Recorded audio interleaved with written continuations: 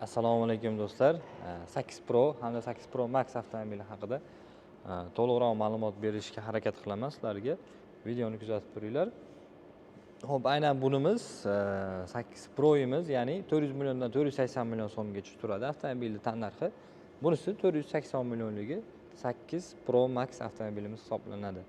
Avtomobilda oldi qismidan boshlaydigan bo'lsak, o'ziga xos, mana ko'rib turishingiz mumkin, oblisovkasi rombiklar bilan ishlangan. Bu yerda kichrayib, bu yerda mana kattalashib, qanaqadir o'ziga xos dizayn chiqargan, ya'ni o'ziga mos qanaqadir fishka chiqargan avtomobil. Xo'p, oldi emblemamiz bu yerda yonadigan qilib ishlangan.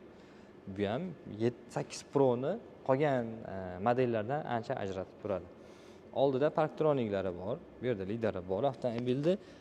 Palasa o'qish funksiyasi yoki samotarmajeniya mashq holatlarda bu narsamiz ishlaydi. Hop, oldida ham kamerasi bor, chunki 360 kamera bilan jihozlangan avtomobil. Hop, faralarga keladigan bo'lsak, svetodiod xrustalli faralarda keladi bular ham. Hop, ichlari mana qoraytirilgan holatda bo'ladi. Undan tashqari pastki tumanka qismi ham bor avtomobilda. Tumanni esa, ya'ni rulni burganinglarda qo'shimcha sizlarga yorug'likni yana ham oshirish uchun avtomatik tarzda tumankasi, agar o'ng tarafga bursalar o'ng tarafdagisi, chap tarafga bursalar chap tarafdagisi buriladi. Farasini yana bir zo'r afzallik tarafini aytmayapman. O'zi mashina kelganda dalning yongan bo'lsa o'chiradi avtomatik tarzda, yoki qorong'i yo'lga chiqqaninglarda o'zi sizlarga qo'shimcha yorug'lik sifatida yoritib beradi. O'zi aqlli ishlaydi afzalligi. Xo'p, yonbosh qismidan ko'rsak, avtomobilda 19 yengil quyma diska holatida bo'ladi. Diskasi o'ta ham chiroyli holatda. Avtomobilga endi qo'shimcha jihoz sifatida parok qo'yganmiz. Yonboshlaridan ko'rinishi avtomobilda juda ham uzun, chunki avtomobil 3 qatorlik. Bu 2025 versiyasi bo'lgani uchun restayling bo'lgan avtomobil. Oldi va orqa qismida oz-moz o'zgarishlar bo'lgan avtomobilda. Orqa farasi polni splashdan yonadi. Yonbosh qismigacha даже bu yerda mana bu qismi ham yonadigan qilib ishlangan. 8 Pro Max bo'lgani uchun 2 turbo motor hisoblanadi avtomobilimiz. Shuning uchun ikkitalik qilib, ikkitalik glushitelda keladi avtomobil. Hop, salon qismi bilan tanishtirib o'taman endi.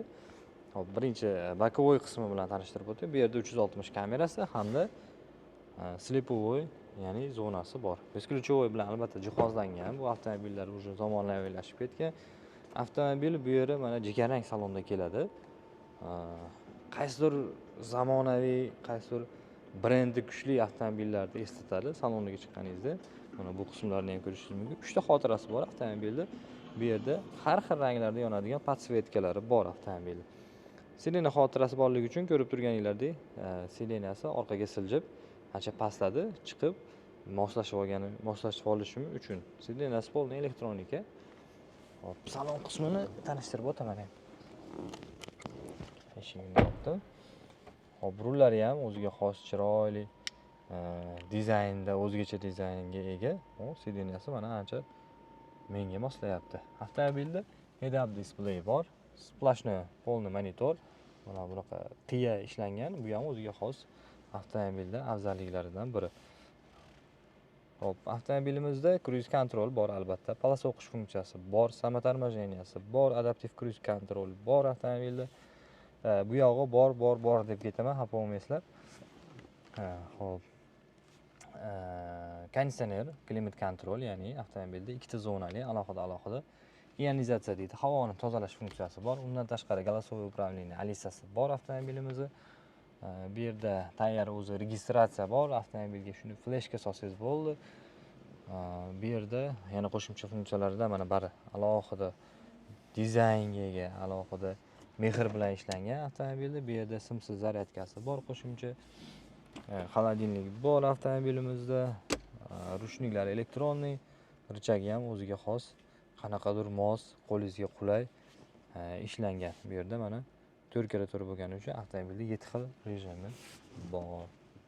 Hop, panorama tom albatta avtomobil. Bu yerda o'zini bolishlari bilan chiqadi avtomobil. Tayyor. Bu ham oshkor rasxod emas sizga. Hop, orqasini ham ko'rsatib o'taman.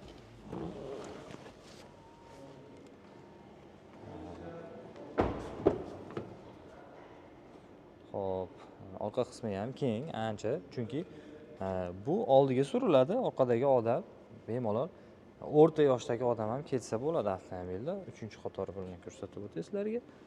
3-qator avtomobilimizni mana bu tarafga yotkizilgan, bir tarafida sirenasi bor. Xolasizlar turgizib olsanglar, yana bitta o'rindiqlar soni ko'payadi.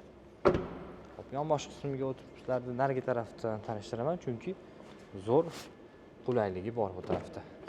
Avtomobilda atamanka deymiz o'zimiz tilda. Bunisi oyoq qismi ko'taradi, bemalol dam olib ketsangiz bo'ladi. Undan tashqari massaj qiladi zo'r tarafi.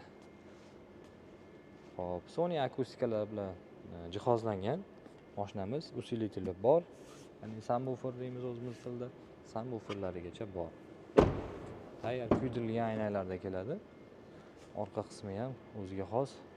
Bu yerda Tigo yozuvlari bilan bor. Orqa qismlari istari. Undan tashqari, aytish esimdan chiqibdi. Oldi qismida ham istari, ham sovutadi. Podsvetkasi ham o'ziga xos ishlangan.